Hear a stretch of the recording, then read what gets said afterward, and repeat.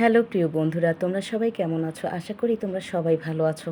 আমিও ভালো আছি আমার প্রাণপ্রিয় বন্ধুরা। তো বন্ধুরা, আজকে তোমাদেরকে যে গল্পটা শোনাবো সেটা খুবই মজাদার আর রোমান্টিক গল্প হতে চলেছে। তো চলো বন্ধুরা, দেরি না করে গল্পটি শুরু করা যাক। প্রিয় বন্ধুরা, আমি শহরে থাকি। রাব্বি। আমি শহরে একটি বাড়িতে বসবাস করি, যে বাড়িটা সম্পূর্ণ আমার নিজের। যাই হোক প্রিয় বন্ধুরা, আমি একটি ব্যবসা প্রতিষ্ঠানের মালিক। আমার সংসারটা অনেক অনেক বড়।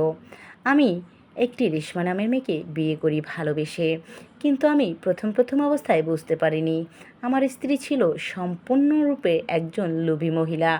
সে আমাকে ব্যবহার করার জন্য কৌশল অবলম্বন করে আমার ঘরে এসেছে। রেশমাকে আমি না চাইতেই তার জীবনে সবটুকু দিয়েছি। জানি না কোথায় কোন সূত্র থেকে গেছে, যে সূত্র ধরে সে আমার জীবনটাকে ধ্বংস করে দিল। আমি তাকে ভালোবাসা থেকে শুরু করে এমন কোনো জিনিস নেই, এমন কোনো বস্তু নেই তার চাওয়া পূরণ করার জন্য আমার সাধ্যের মধ্যে, অনেক সময় সাধ্যের বাইরে যেও করিনি। যাকে মোটামুটি এভাবেই 1.5 বছর পার হয়ে গেল। আমার বংশে আমি কেবল, আর কেউই নেই। আমার বাবা চলে গেছে অনেক আগে, আমার মা চলে গেছে আমার ডেলিভারির পর। অনেক কষ্ট করেই মাতৃত্বর দিক দিয়ে, বাবার ভালোবাসা স্নেহর দিক দিয়ে খুবই কষ্ট হয়েছে। কিন্তু আমার বাবার সম্পত্তির অভাব ছিল না, যেখান থেকেই আজকে আমার এই প্রতিষ্ঠিত লাইফ। থাকার মধ্যে এক বৃদ্ধ দাদু ছিল আমার। দাদু চলে গেছেন মোটামুটি আমার বিয়ের মাস 3 পরে।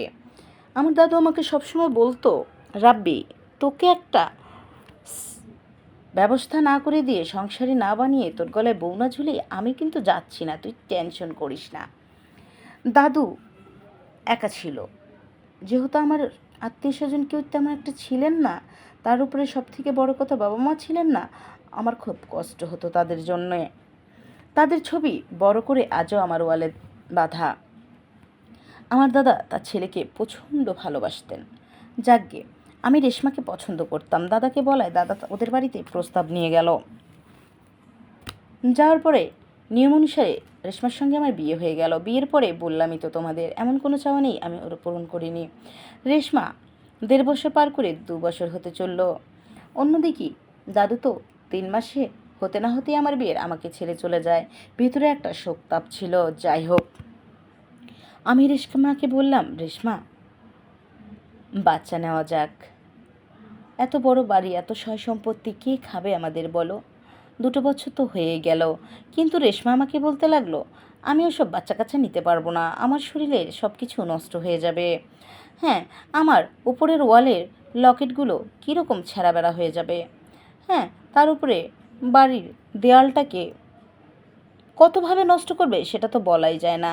শরীরের গঠন গাঠন ঠিক রাখার জন্য আমি কখনোই বাচ্চা নিব না, এই মুহূর্তে না। আরও কিছু বছর যাক, তারপরে না হয় ভেবে চিন্তে দেখব। রেশমার এমন কথা শুনে আমি হতাশ হয়ে যাই। আমি বললাম, রেশমা শোনো, মা হওয়া তো একজন মেয়ের স্বপ্ন থাকে।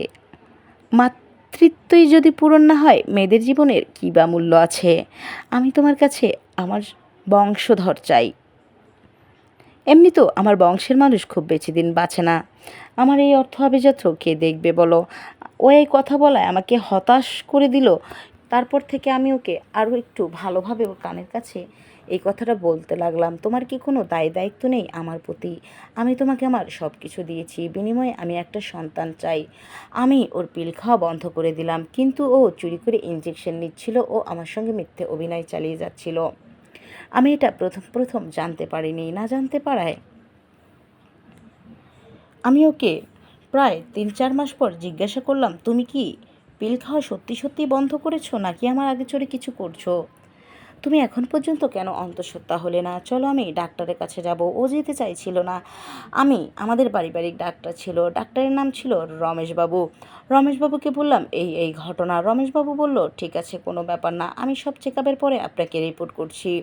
আমি বললাম, একটু ভালো করে, প্রয়োজনে এক জায়গায় না হয় একই রিপোর্ট 10 জায়গায় পাঠান, একটা স্যাম্পল। 10 জায়গার রিপোর্ট তো আর ভুল হবে না। সে আমাকে আমার কথা মতো প্রায় 3টি ল্যাব থেকে সমস্ত টেস্ট কমপ্লিট করে রিপোর্ট যা দেখালো তা দেখে তো আমার চোখ কপালে। আমি দেখলাম আমার স্ত্রী এই ধরনের নিবন্ধন কিছু ইঞ্জেকশন ব্যবহার করছে, যার কারণে সে অন্তঃসত্ত্বা হচ্ছে না, আমাকে বরাবর ঠকাচ্ছিল। বিষয়টা আমি জেনে যাওয়ার পর আমি খুবই হতাশ। আমি অফিসেই মোটামুটি মন দিয়ে কাজ করতে থাকলাম, বাড়িতে তেমন একটা আসলাম না, কিন্তু আমার স্ত্রীর যতটুকু প্রাপ্য ছিল আমি ওকে বোঝাতে থাকলাম, নিজের মনের মধ্যেও শত কষ্ট থাকার পরেও। তারপরে আমি অফিসে গেলাম। বেশ কয়েকটা দিন আমাকে বাইরে যেতে হবে আমার ব্যবসার কাজে। আমি রেশমাকে বললাম, শোনো, আমি একটু আমাদের শহরের বাইরে যেতে হবে আমার ব্যবসার কাজে, আমি 3 দিন বাড়িতে আসতে পারবো না, তুমি বাড়িতে ভালোভাবে থেকো, ভিডিও কলে কথা হবে। বললো আচ্ছা ঠিক আছে। তারপরে আমি অফিসে থেকে যাই। আমার কিছু ভালো লাগছিল না, আমি আসলে কোথাও যাইনি, আমি অফিসে ছিলাম। আমি চুপ করে বাড়ির ভিতরে ফুলের টপের ভিতরে কিছু ছোট ছোট ক্যামেরা ফিক্ট করে গিয়েছিলাম, যা আমার মোবাইলের সঙ্গে কানেক্টেড ছিল। আমি একথা বলতেই দেখলাম আমার বাড়ির মধ্যে বেশ উঁচু লম্বা একটি ছেলে, ইয়াং, সে আমার বাড়ির মধ্যে চলে আসলো। সেই গেট থেকে শুরু করেছে আমার স্ত্রীর সঙ্গে এমন এমন সম্পর্ক করছে, যা দেখে আমি তো আমার চোখ যেন আর কপাল থেকে নামছেই না। আমি পুরো দৃশ্য আরও অতি আগ্রহ নিয়ে দেখতে থাকি। একদম আমার বেডরুম থেকে শুরু করে সব জায়গায় আমি এগুলো লাগিয়ে রেখেছিলাম, বাথরুম পর্যন্ত, যা আমার স্ত্রীর চোখের আড়ালে সে কখনোই বুঝতে পারবে না আমি এত ছোট ক্ষুদ্র ক্যামেরা লাগিয়েছি। আমি খুবই ভালোভাবে এগুলো অবজারভেশন করলাম। করার পরে যা দেখলাম, আমার স্ত্রীকে বাইরে থেকেই সে তার মতো করে ধরে নিয়ে গেল। ধরার পরে আমার স্ত্রী তার প্রত্যেকটা কাজে সায় দিচ্ছে। দেওয়ার পরে সে খুবই আনন্দের সাথে সেই ছেলেটা আমার স্ত্রীকে তার ওয়ালগুলো বাড়ির কাজ কাম করা শুরু করে দিল। ওয়ালগুলো যেভাবে মাঝামাঝি করছে, তোমরা যে কেউ দেখলে তোমাদের কপালে চোখ উঠে যেত। আমি দেখতে থাকলাম, আর দু চোখ দিয়ে অঝরে বৃষ্টি ঝরছে আমার। কি করব আমি? যাকে এত আপন ভাবলাম, যাকে সবটুকু দিয়ে দিলাম নিজের জীবনে, সে আমাকে ধ্বংস করতে একবারও ভাবলো না। এটাই ভাবনা আমার ভিতরে। যাকগে, তারপরে দেখলাম ওয়াল মাজতে মাজতে সে আমার পাইলিং করা ঘরের মধ্যে নতুন করে পাইলিং করে পিলার বসিয়ে দিল। আশ্চর্য বিষয়। তারপরে দেখলাম আমার স্ত্রী সেটাকে খুব ভালোভাবে উপভোগ করছে, অনেক আনন্দের সাথে তার ঘরটাকে এত সুন্দর করে পরিষ্কার করে নতুন করে পিলার বসালো। আর সে এতটা যে আনন্দ পেল, খুশি পেল, তার আনন্দের কাছে আমি মনে হয় একটা ক্ষুদ্র জিনিস। এতদিন আমাকে দিয়ে তার কিছু হচ্ছিলই না। যাকগে, সব রেকর্ড হয়ে গেল। রেকর্ড চলতে চলতেই, তাদের এই আনন্দ চলতে চলতেই বাস আর চোখে দেখতে পাচ্ছিলাম না, বন্ধ করে দিলাম। মোবাইলটা সাইডে রেখে দিলাম। দেওয়ার পরে বেশ কিছুটা সময় চলে গেল। দেওয়ার পরে আবারও দেখলাম কি তারা খুব সুন্দর করে ফ্রেশ হয়ে খাওয়া দাওয়া করছে। এখন পুরো টেলিভিশনটা ছেড়ে নিয়েছে, ছেড়ে দিয়ে সেই দৃশ্যগুলো দেখছে। মুভিতে চলছিল সেই দৃশ্য, যে দৃশ্য দেখলে যে কারো চোখ কপালে উঠে যাবে। আমি দেখতে থাকলাম। এইমাত্র ঘরটা পরিষ্কার করার কাজ শেষ করে মাত্র একটু ফ্রেশ হয়ে এসে বসে আবারও সেই মুভিতে একই পরিষ্কারচ্ছন্নতার কাজ চলছে।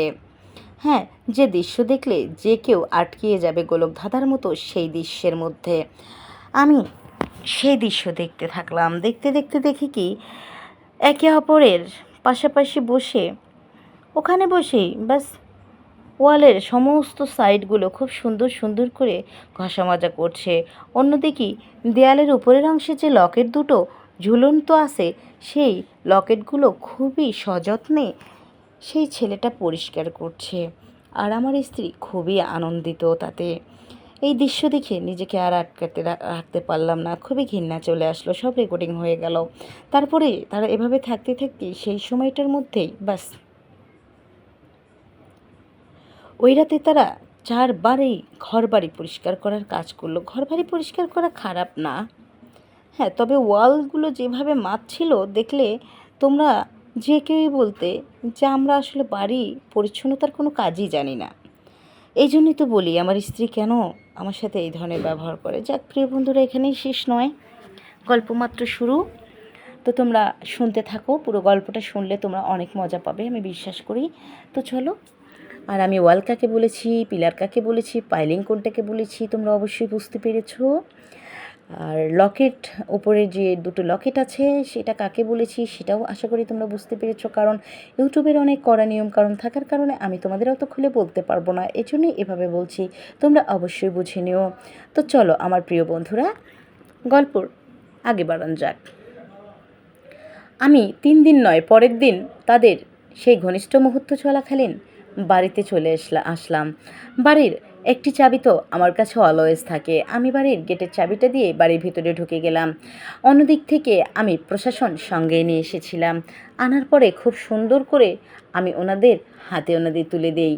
একটা থাপ্পড় মেরেছিলাম আমি আমার বউ রেশমার গালে, আর বলেছিলাম, কাজটা তুমি ভালো করোনি, আমাকে এভাবে ঠকানোর কোনো মানে হয় না। আমি কি এতটা খারাপ ছিলাম? আরে, এর থেকে কত সুন্দর করে ওয়াল আমি মেজে মেজে ধুয়ে দিতাম, তোমাকে কোনো কষ্ট দিতাম না, তাও কতটা আদব কায়দা ও তোমাকে খুশি করার জন্য কি করিনি। শুধুই ওয়াল ঘষা মাজা নয়, এমন কোনো তোমার বাড়ির মধ্যের কাজটা নাই আমি যেটা তোমার মন মতো করিনি। কিন্তু তুমি কী করলে? আমাকে ঠকালে। আসলে কি জানো, যাদের চোখগুলো নিচের দিকই না, নোংরামির দিকই, তারা হাজার কিছু পাক না কেন, ওই নোংরামিটা মাথার মধ্যে থেকেই যায়। বাই দ্য ওয়ে, তুমি এসো, আমি ডিভোর্সের সমস্ত ব্যবস্থা করছি। তারপরে ওই ছেলেটাকে পুলিশের হাতে তুলে দিলাম। আর ওই রাতে রাগবশত আমি রেশমাকেও পুলিশের হাতে তুলে দিই। তারপরে ওর বাবা মাকে খবর দিয়ে থানায় বসা অবস্থায় আমি তাকে ডিভোর্স দিয়ে দিলাম। এই চলে গেল আমার জীবনের গল্প। আমার আর আপন বলতে পৃথিবীতে কেউ রইল না। তারপরে আমার জীবনে আসলো কল্পনা নামের একটা মেয়ে। ওর নাম ছিল কল্পনা। একটি কাজ খুঁজছিল। ও আমার অফিসে একটা কাজের জন্য আসে। আমি ওকে বলি, কল্পনা, আমার বাড়িতে একটি কাজের মানুষ লাগবে, তুমি কি আমার বাড়িতে কাজ করবে? যদিও সে বিএ পাস ছিল। আসলে আমি বলতে চাইনি, আমার খুব ভালো এবং বিশ্বস্ত মানুষ লাগবে। তুমি যদি চাও আমার বাড়ির কাজটা কিন্তু করতে পারো। তোমার তো আসলে স্যালারিটা হচ্ছে মূল ব্যাপার। আর বাড়িতে তেমন কেউ নেই, খুব বেশি একটা কাজ হবে না। তখন সে আমাকে এক কথায় বলে, আপনি কি বলছেন স্যার? এটা আপনার জন্য কিছু করতে পারা আমার মানে সৌভাগ্য আমার মনে হবে। তার পরের দিন থেকেই কল্পনা আমার বাড়িতে আসতে থাকে আর আমার যাবতীয় কাজকাম করতে থাকে। কল্পনা আমাকে বাইরের খাবার কখনোই খেতে দিত না, নিজে হাতে অনেক আইটেম রান্না করে খাওয়াতেন। এভাবে বেশ কয়েকটা দিন চলতে যায়। আমার জীবনে এত কিছু ঘটে যাওয়ায় আমি মোটামুটি একটু নেশাপানি করাও শুরু করে দেই। কিন্তু কল্পনা আমাকে এতটা টেক কেয়ার করে যে আমি সব কিছু আস্তে আস্তে ছেড়ে দিতে থাকলাম। আর কল্পনাকে দেখে দেখে নিজের যত কষ্ট আছে সব কিছু ভুলে গেলাম। একটা পর্যায়ে তো মনে হতো যে না, কোনো মেয়েই বোধহয় বিশ্বাসযোগ্য নয়। কিন্তু কল্পনার এমনও আচরণের দেখে ভাবলাম যে না, সব মেয়েরা এক নয়, সব মেয়ে তো আর এক হতে পারে না। কল্পনাও আমাকে বলল, সবাই এক নয়। আমি যদি আপনার সামনে কোনো খাবার দেই, আপনি নিঃসন্দেহে খেতে পারেন। আমি নিজে বিষ খেতে পারি, কিন্তু আপনাকে দিতে পারি না। আমি সেই শিক্ষা কখনো পাইনি। কল্পনা আমার খুব কাছাকাছি আসার চেষ্টা করলো। আমাকে, যে মানসিকভাবে আমি ভেঙে পড়েছিলাম সেটা থেকে আমাকে বের করার জন্য কল্পনা অনেক চেষ্টা করলো। ফাইনালি একদিন আমি কল্পনার প্রতি প্রচণ্ড আকৃষ্ট হয়ে পড়লাম। হ্যাঁ, তার কাজ কাম চলাফেরা, আমার উপরে টেক কেয়ার দেখে, আমার অফিস সামলানো, ঘর সামলানো, আমাকে সামলানো, আমার নিজের স্ত্রীও তো আমার জন্য এটা করেনি। তারপরে আমি নেশা করি না ভালো হয়ে চলার চেষ্টা করলাম। হঠাৎ আবার আমার স্ত্রীর সমস্ত দৃশ্য আমার সামনে ভেসে উঠল। ওঠায় আমি সেদিন আবারও অনেকটা নেশা করে নিলাম। নেশাগ্রস্ত অবস্থায় বাড়িতে আসলাম। আসার পরে দরজার সামনে আমি পড়ে গেলাম। পড়ে যাওয়ায় আমাকে কল্পনা ধরে আমার বেডে নিয়ে গেল। আমার একটু একটু হুঁশ ছিল, পুরোপুরি ছিল না। আমি কল্পনা যখন আমার গা থেকে কোট খিঁচছিল, আমি কল্পনাকে জোরে ধরে নিয়েছিলাম। ধরেই কেমন যেন অন্য জগতে চলে গিয়েছি। এবং তার ওয়ালগুলো, তার করার যে কাজগুলো সে করতো, সেই কাজগুলো বাড়ির কাজ, মূলত ওটা কিন্তু আমারই কাজ। যাই হোক, তোমরা বুঝে নিও। আমি খুব সুন্দর করে তার বাড়ির ওয়ালটাকে ঘুরিয়ে মাজলাম। মেজে মেজে খুবই সুন্দর করে পরিষ্কার করতে থাকলাম। কিন্তু আমাকে কল্পনা বাধা দেয়নি, বরঞ্চ ও আমার প্রত্যেকটা কাজে সাহায্য করেছে। ও খুব সুন্দর করে সায় দিল।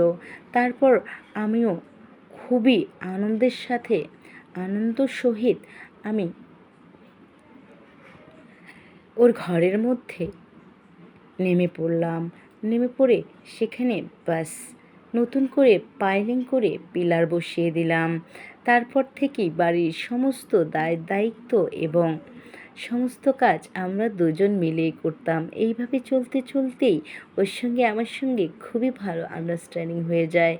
যেহেতু দুর্ঘটনা বশত আমি ওর খুব কাছে চলে গিয়েছি এবং ওকে আমার করে নিয়েছি, তাই ওকে আমি আর দূরে ঠেলে দিতে চাই না। তাই ওকে আমি সরাসরি বিয়ের প্রস্তাব দিয়ে বসি। কল্পনা বলল, আমার কোনো আপত্তি নাই। বললাম, তাহলে ঠিক আছে, চলো। আজকে থেকে আমি এই ঘরের পিলার আর তুমি এই ঘরবালি, দুটোই একসাথে চলবে, আর কোনো বাধা রইবে না। এই কথা বলতেই ও আমাকে জড়িয়ে ধরলো। তো প্রিয় বন্ধুরা, আমাদের বিয়ের একটা তারিখ করেছিলাম, সবাইকে দাওয়াত করেছিলাম। আমার অফিসে যারা যারা এমপ্লয় ছিল, দিন তো আমরা একসঙ্গেই থাকলাম। ওকে আর ওর বাড়িতে যেতে দিলাম না। ওর বাবা মাকে পুরো বিষয়টা জানালাম। সবাই খুব খুশি ছিল। তো বিয়ের আগ পর্যন্ত বাড়িতে আমরা থাকলাম, একে অপরকে অনেক সাহায্য করতাম এবং বাড়ি পরিচ্ছন্নতার কাজ নতুন নতুন তো ছিল। অনেক দিন যাবৎ বাড়িঘর পরিষ্কার করা হয় না। ওয়ালগুলো তো বেশ একটু ময়লা ছিল, একদিনে তো আর হয় না সবটা। আমরা ব্যাস দুজন মিলেই শুরু করলাম বাড়ি পরিষ্কার করার কাজ। ও করতো, আমিও করতাম। তো দুজনেই খুব খুশি ছিলাম আমরা। এভাবে আমার জীবনটা এগিয়ে যাচ্ছে। আর গল্পটা এখানেই শেষ করছি প্রিয় বন্ধুরা। তো সবাই ভালো থেকো, সুস্থ থেকো। দেখা হবে পরবর্তী আবার কোনো গল্পে। আজকে বিদায় নিচ্ছি। তার আগে বলে নেই, আমার গল্প যদি তোমাদের ভালো লাগে অবশ্যই like, comment, share and subscribe করতে ভুলবে না। সাবস্ক্রাইব করে পাশে থেকো। আজকে এই পর্যন্তই। Bye bye.